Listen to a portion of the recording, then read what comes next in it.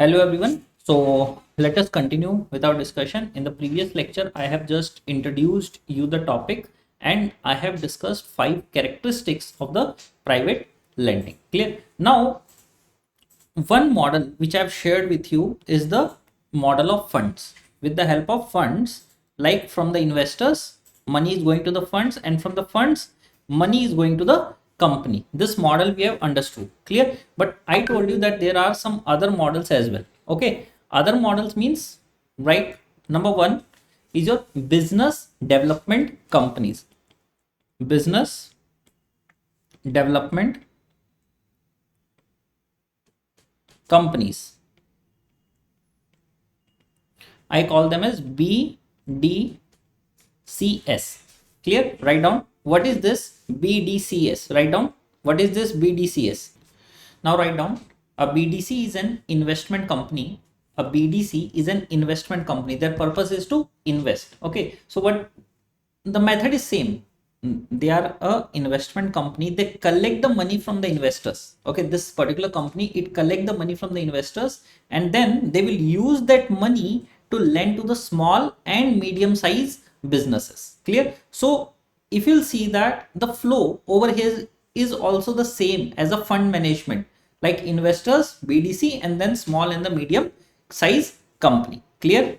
So what's the benefit over here? The small companies will get the financing. Clear? And investors, they will have the access to the private credit opportunity, because if suppose I'm an investor, I have huge wealth, but I don't know where to invest. Share market, bonds, foreign exchange, commodity, all these are fine. But if I want to generate some exceptional return and I want to diversify my portfolio, then what is the way? Then this is also the another way. Clear? And this BDC, write down, these are publicly traded investment vehicle. Write down, BDCs are publicly traded investment vehicle that mainly provides loan to smaller companies. So their point is smaller companies, that they provide loan to smaller companies, although these loans are private. Clear? So BDC itself can be thought that means you can buy and sell the BDC on the stock exchange because they are publicly traded company.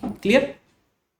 Then another way is the CLO. CLO, write down, collateralized loan obligation.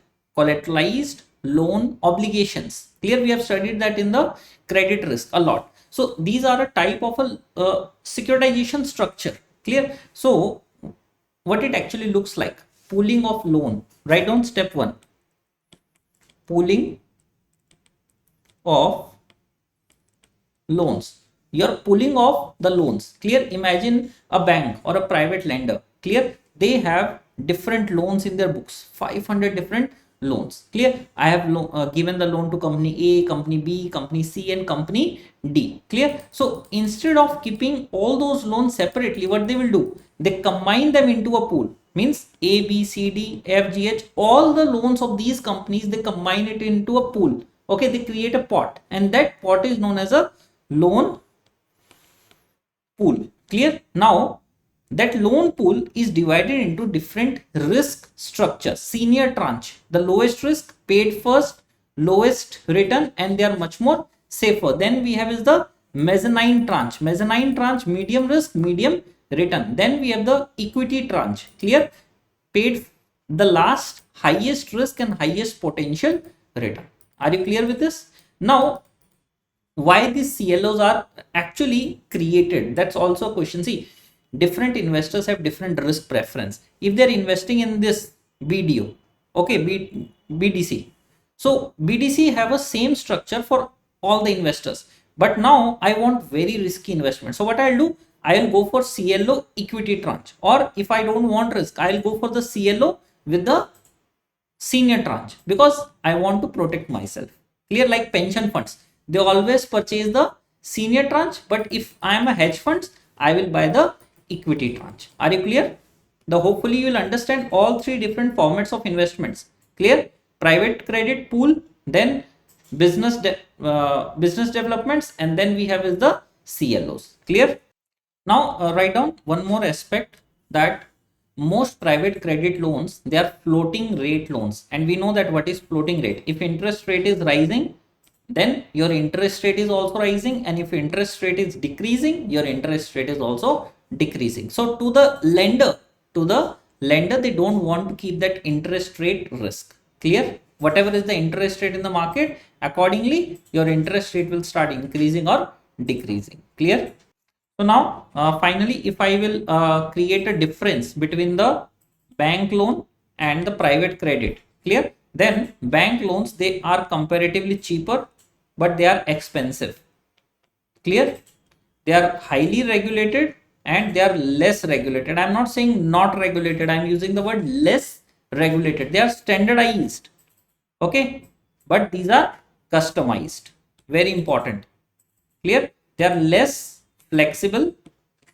They are less flexible and they are more flexible. Even if required, they will change the terms and conditions. They will do the restructuring. They might extend your time period in order to repay the loans. Clear?